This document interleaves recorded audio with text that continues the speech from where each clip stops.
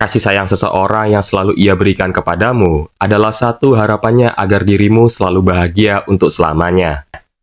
Manga ini menceritakan Emi, seorang gadis kecil agak aneh yang tinggal bersama ayahnya.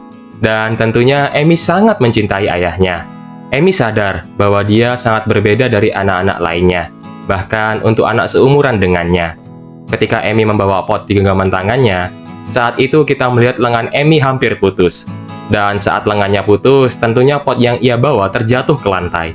Kamu benar, Emi adalah boneka yang terbuat dari kain dan kapas. Mendengar bunyi pot yang terjatuh, seketika ayahnya menghampirinya. Ayahnya kembali mengingatkan Emi kalau dia itu nggak boleh mengangkat barang berat. Emi kemudian meminta maaf. Namun dengan polos, dia ingin menunjukkan sesuatu kepada ayahnya, yaitu bunga dari pot yang telah terjatuh tadi. Melihat keceriaan Emi memberikan kita kesan kehangatan hubungan antara dia dan ayahnya.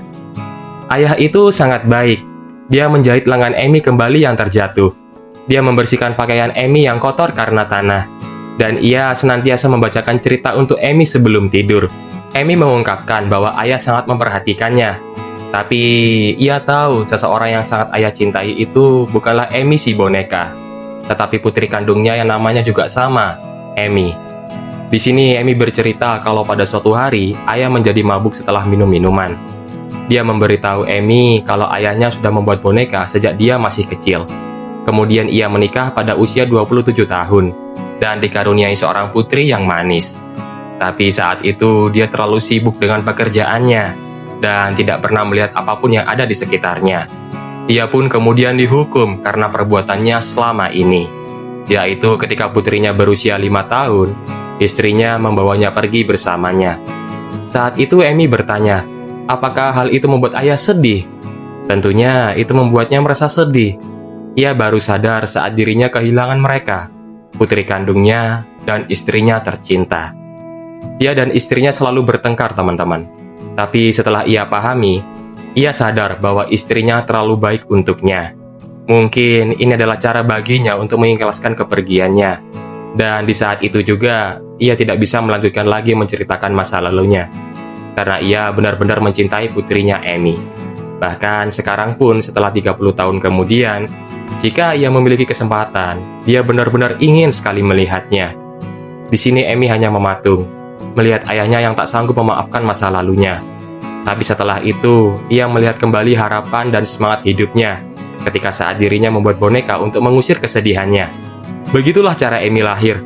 Sungguh keajaiban. Emi adalah anak dari keajaiban. Ia begitu girang melihat Emi. Emi hadir di kehidupannya yang telah kosong, membuat kita sadar setiap manusia itu pasti mengalami penderitaan di masa hidupnya. Tapi terkadang takdir akan selalu menemukan cara agar manusia tetap bangkit dari penderitaannya. Sejak saat itu dia tidak pernah bosan 30 tahun ini berkat kehadiran Emi. Apakah Emi gadis yang baik? Ya, kamu gadis yang sangat baik. Ayah selalu tersenyum. Tapi di balik senyuman itu, ayah menyimpan luka yang tidak akan pernah terobati. Melihat ini, saat itu juga Emi mengajak ayahnya menemui Emi yang asli. Dan ayahnya terkejut. Emi bertanya, apa ayah tidak tahu di mana Emi yang asli tinggal? Ayahnya menjawab kalau dia punya alamatnya. Sebuah surat kematian istrinya yang telah ia terima sekitar 2 tahun yang lalu. Dengan ceria, Emi mengajak pergi ayahnya.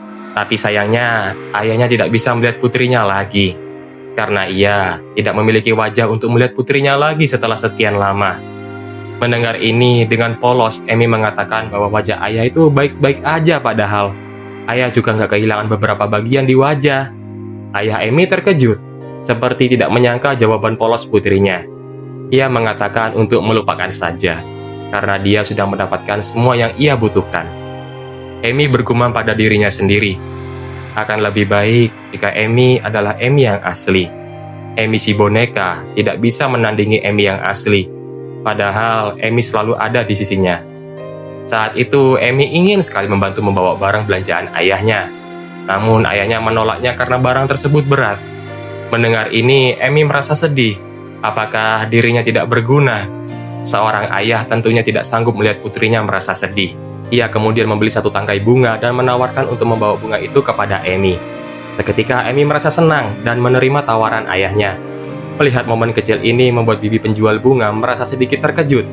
Ia bertanya kepada ayah Amy, apakah gadis tersebut adalah boneka?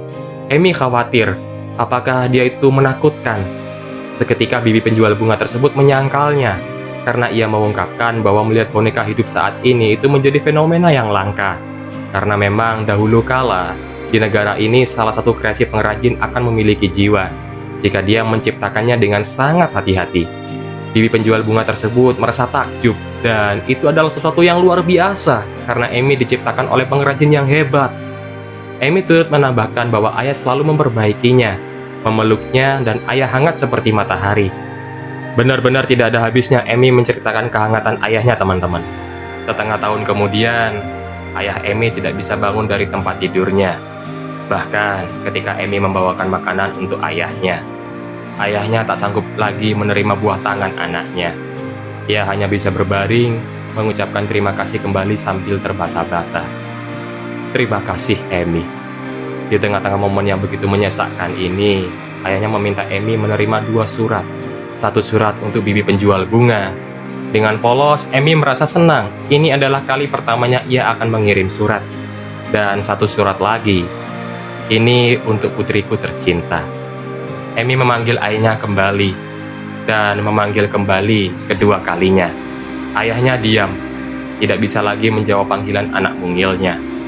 Sejak hari itu, ayah berhenti bergerak. Di ranjang yang sama, Amy tidur bersama ayahnya. Amy bermimpi, ayahnya memanggil namanya 2 kali. Ketika Amy menjawab panggilan ayahnya, ternyata ayahnya ingin bertemu dengan Amy yang asli. Amy seketika terbangun dari mimpinya. Ia teringat pesan terakhir ayahnya, mengantarkan surat wasiatnya untuk putrinya. Amy terbangun, aku harus mengantarkannya. Pada keesokan harinya, untuk pertama kalinya Amy meninggalkan rumah sendirian. Saat itu, satu hal yang ia bawa dengan pasti, harapan terakhir ayahnya. Amy bertekad, ia harus mengantarkan surat ayahnya untuk Amy yang asli, yang ingin ayah lihat sejak lama. Hari ke-1, Amy memberikan surat wasiat ayahnya kepada bibi penjual bunga. Hari ketiga, pertama kalinya Amy pergi sangat jauh. Hari ke-7, pakaian Amy terkena lumpur. Tetapi untungnya suratnya tidak basah.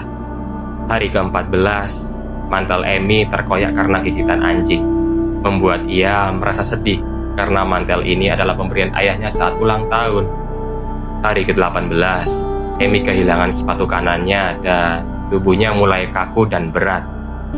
Hari ke-27, Amy terjatuh, dan seorang wanita yang baik hati menolongnya membawa pergi ke kota terdekat.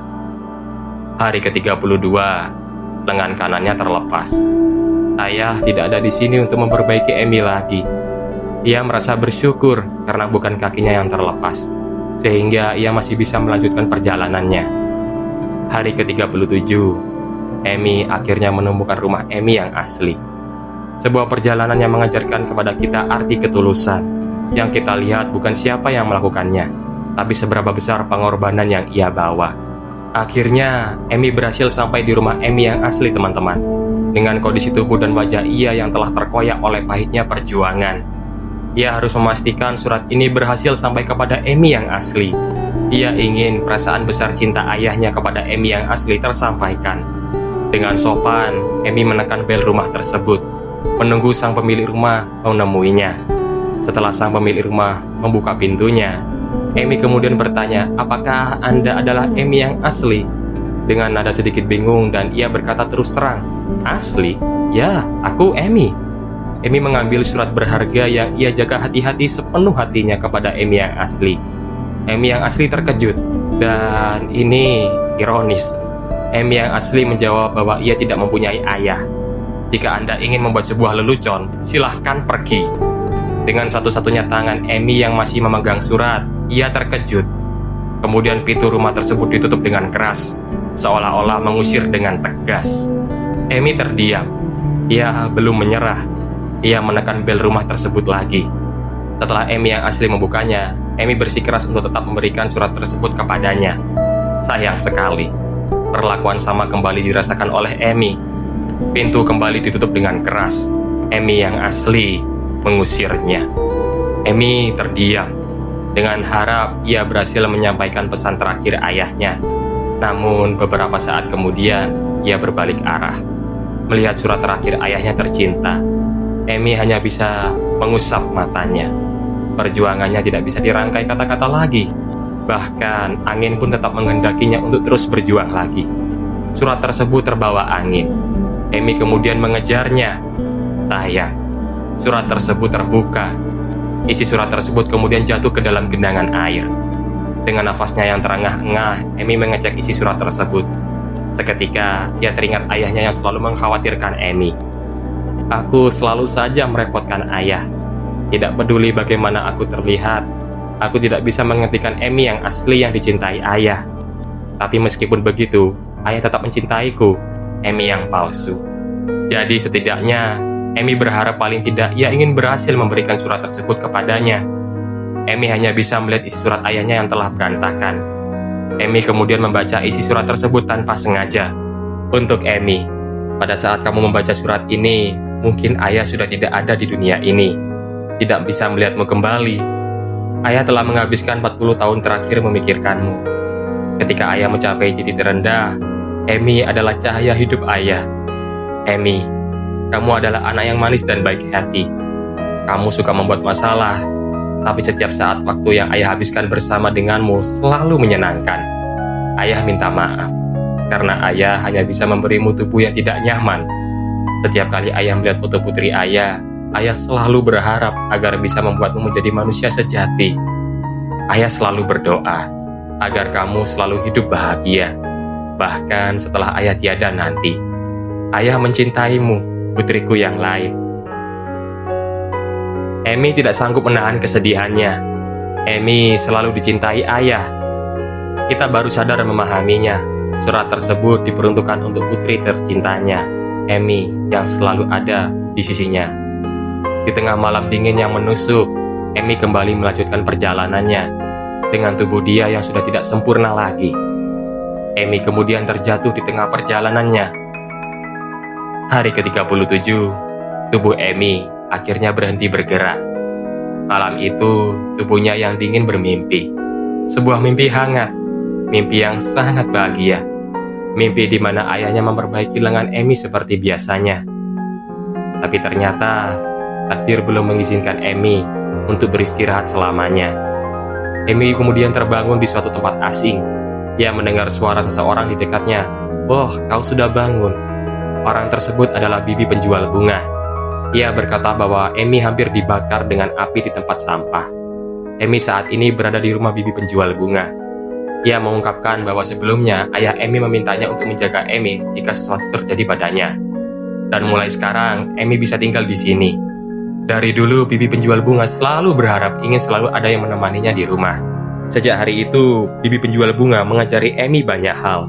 Dia memberitahu kalau ayah Emi sekarang berada di sebuah tempat yang disebut surga. Meskipun Emi tidak dapat melihatnya lagi, tapi hatinya tetap terhubung. Setelah Emi mengunjungi makam ayahnya, ia menulis sebuah surat, sebuah pesan untuk ayahnya tercinta yang sudah tidak ada lagi di sisinya. Untuk ayah di surga, aku bahagia hari ini, dari putrimu, Emi.